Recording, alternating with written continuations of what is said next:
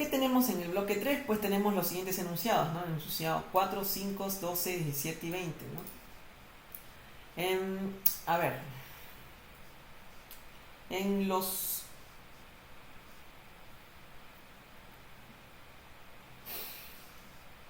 Cuando hablamos de paquetes de confirmación y paquetes de... o numeración de paquetes también, debemos pensar o podemos poner como ejemplo el tipo de o la operación de trabajo o el funcionamiento de los protocolos ubicados en la capa de transporte, ¿no? Como por ejemplo, ¿no? Si mencionamos a TCP en este caso, ¿no?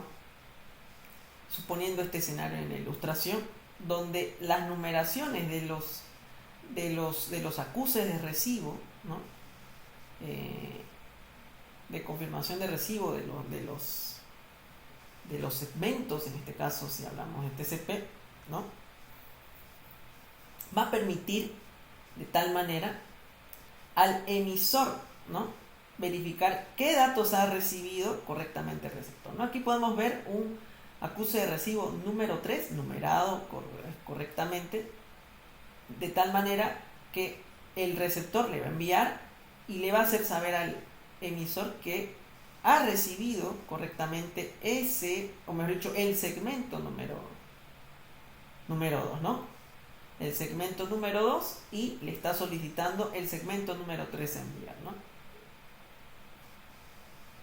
Ahora, este mecanismo de acuse de recibo numerado va a permitir que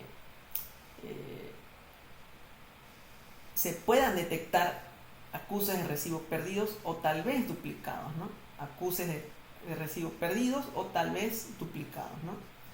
De tal manera que para evitar extraviar los datos, ¿no?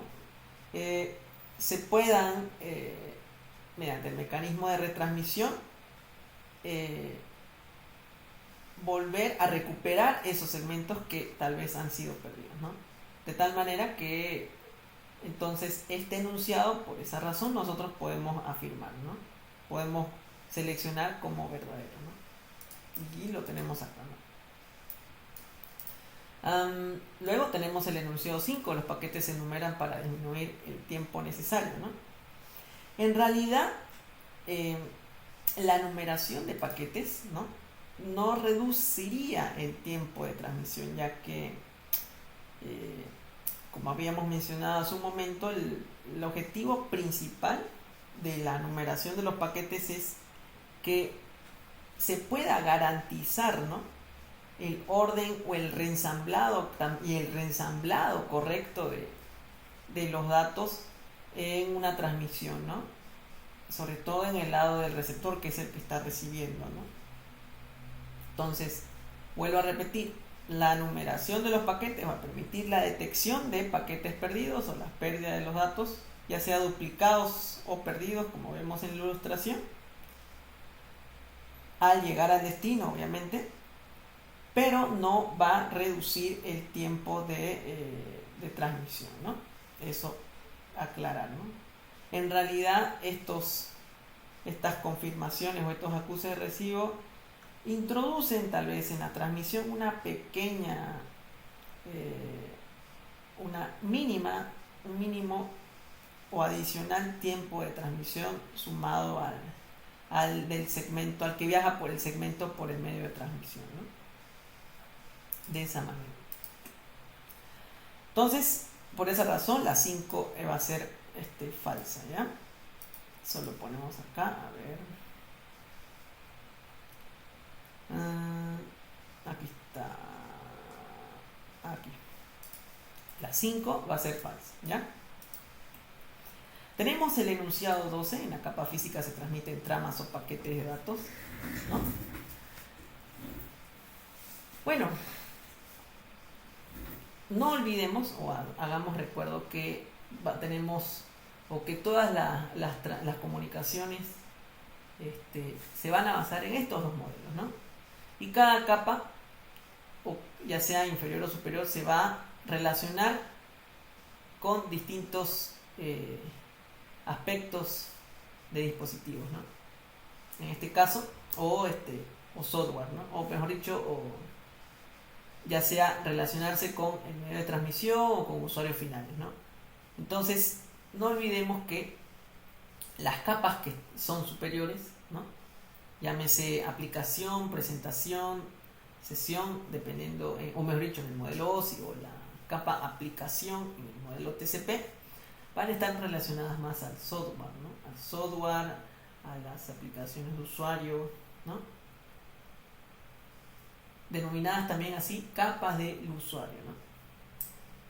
Las capas de transporte, ¿no? Va a estar se va a encargar de una comunicación de host a host, de extremo a extremo, ya sea sin conexión dedicada o dedicada conexión, ¿no?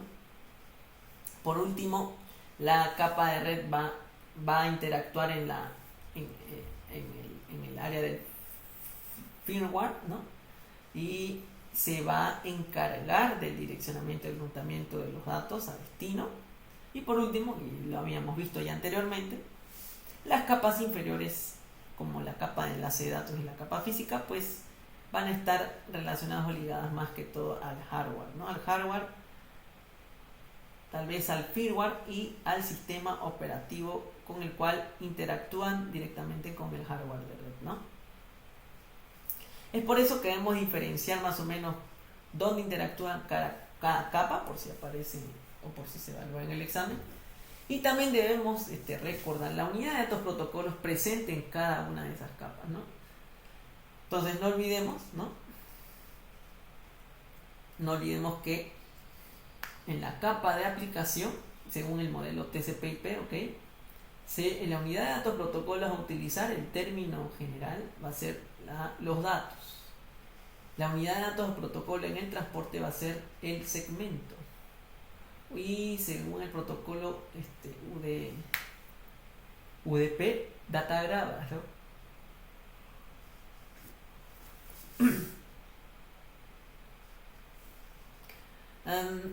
En la capa de red se van a llamar paquetes, ¿no? En la capa de enlace de datos, en la unidad de datos protocolo se va a denominar trama. Y por último, en la capa 1 física, la capa física, se va a llamar bits, ¿no? Que va a ser aquella secuencia que se va a transmitir físicamente a través del medio de transmisión, ¿no? Entonces es por eso que en la capa física se transmite tramos o paquete de datos negativo, en la capa física se transmiten bits, secuencias de bits, ¿no? Bueno, en realidad la unidad de datos protocolos en ese nivel van a ser los bits, ¿no? Pero por el medio de transmisión físicamente van a viajar en señales, ¿no? Representación de señales, que ya hemos mencionado los distintos tipos de señales más anteriormente, ¿no? Es por esa razón que la 12 va a ser falsa, ¿no? Luego tenemos la 17, la sentencia número 17. Aquí tenemos, antes de tocar la 17, lo vamos a leer. La velocidad de transferencia en un sistema de comunicación depende exclusivamente del medio, verdadero o falso. Esta sentencia la vamos a catalogar como falso. No depende exclusivamente del medio. ¿Pero por qué? ¿No? Antes de nada, pues, tenemos que diferenciar dos términos muy importantes y que debemos tenerlo por entendido, ¿no? Una es cuando hablamos de ancho de banda y otra es cuando hablamos de velocidad de transmisión, ¿no? No olvidemos, aquí le he puesto para que ustedes se guíen, el ancho de banda, si nos referimos al ancho de banda digital medido en megabits o en bits por segundo, ya sea mega, giga, etc., va a ser aquella cantidad de datos, por el cual van a pasar por un medio de comunicación, un canal de comunicación, durante un instante de tiempo, ¿no? O durante un periodo de tiempo, ¿no? Un periodo de tiempo prolongado, ¿no? Esa cantidad de datos va a indicar o va a apuntar, va a señalar a la capacidad máxima de dicho canal, de dicho medio de comunicación, ¿no? Ahora, la velocidad de transmisión va a ser la velocidad a la que se están enviando o recibiendo los datos en un pequeño instante de tiempo, en un momento específico, y va a estar limitado por esta capacidad máxima llamada ancho de banda, ¿no? Entonces, esa sería la diferencia, ¿no? Ahora, ¿de qué depende la velocidad de transferencia? ¿No? ¿De qué depende la velocidad de transferencia? No depende exclusivamente del medio, ¿no? Depende de más factores además del medio, ¿no? De transmisión. Debemos pensar nosotros bueno, en realidad el factor principal sería el medio de transmisión, ¿no? Pero además debemos considerar también las características de los dispositivos ubicados en el que envía los datos y en el que recibe los datos, ¿no? La velocidad a la que trabaja dichos dispositivos, la velocidad a la que puede generar y enviar los datos, así como también procesar y recibir los datos, ya hablando del receptor, ¿no? No olvidemos que si alguno de estos dos elementos vienen a ser lentos, pues no podrían aprovechar, no podrían beneficiarse de un medio de transmisión de alta velocidad, por si acaso, ¿no? También depende mucho de los dispositivos de red intermedia, ¿no? Como ser routers, switches, repetidores, ¿no? Que también presentan parámetros como latencia. Algunos pueden tener limitaciones en la capacidad de procesar los datos, ¿no? Y todo con el fin, o mejor dicho, con una afectación, ¿no? A la velocidad de transmisión total, ¿no? Y así podemos seguir mencionando protocolos de comunicación que pueden consumir parte del ancho de banda, ¿no? Tal vez pensando en lo que habíamos hablado en el manejo de errores, sobre todo en el aspecto o en la capacidad de retransmisión de los mensajes, también se traduce en consumo del ancho de banda, ¿no? En reducción del ancho de banda, ¿no? O de la velocidad, mejor dicho, de transmisión. El ancho de banda no. El ancho de banda es un máximo teórico, ¿no? De la velocidad de transferencia es la que se ve afectada dependiendo del protocolo en uso, ¿no? De comunicación. También no está exento de ruidos o interferencias, ¿no? Las señales, ¿no? Así como también la distancia puede llegar a ser un factor importante que puede determinar, ¿no? Que la señal se vea atenuada, se pueda ver susceptible a interferencias, ¿no? Y pues aquí es donde se ajustan o se aplican, se manejan las técnicas o mecanismos de control de errores que hemos estudiado, ¿no? Y por último, pues la congestión de red también no está de más mencionar, por si esta pregunta parece como abierta o como para responder de forma que ustedes se puedan explayar, ¿no? Entonces, de esa manera, ¿no? Tenemos un escenario justamente para representar eso. Imaginemos que se está descargando un archivo o se están descargando datos muy pesados, ¿no? Suponiendo que tenemos un ancho de banda máximo, un canal máximo, digamos una velocidad en bits por segundo determinado. Luego el siguiente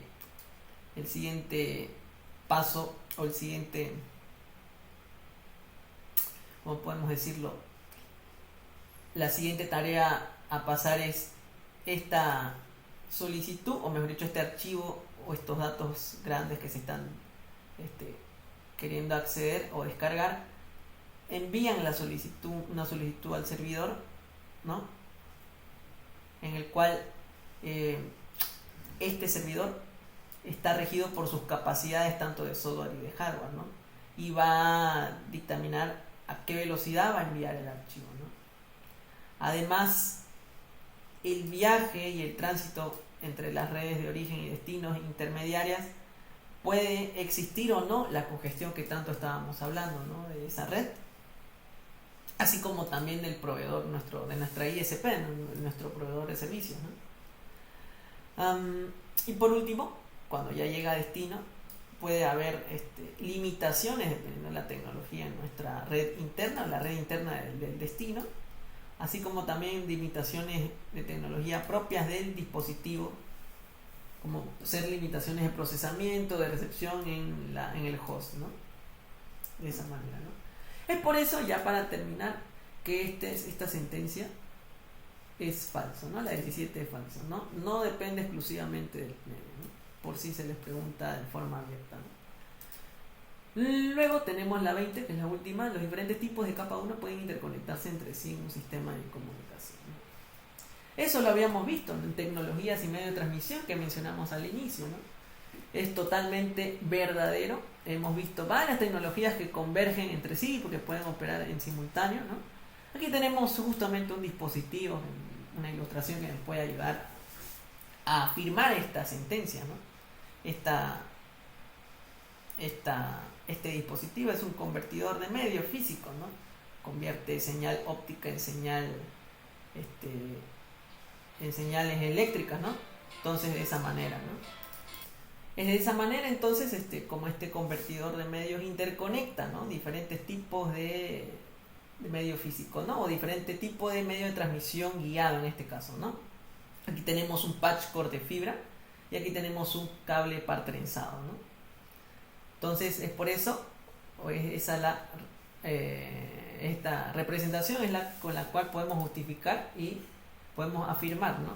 Esta sentencia que es verdadera, ¿no? De esa manera. Pasemos al siguiente bloque.